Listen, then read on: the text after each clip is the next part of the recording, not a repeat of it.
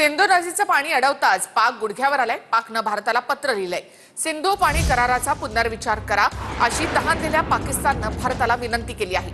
भारताने पाकिस्तानची ही विनंती धुडकावून लावली अशी सूत्रांची माहिती आहे।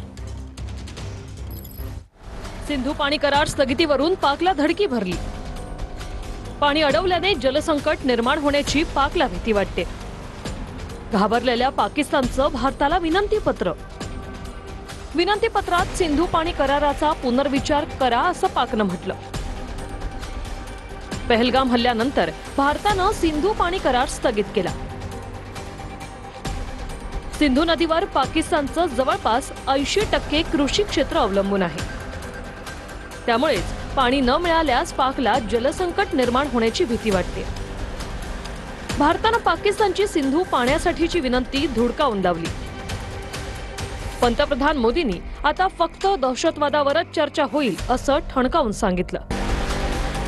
त्यामुळे आता पाकिस्ताननं गुडघे टेकून भारताला विनंतीपत्र पाठवलं।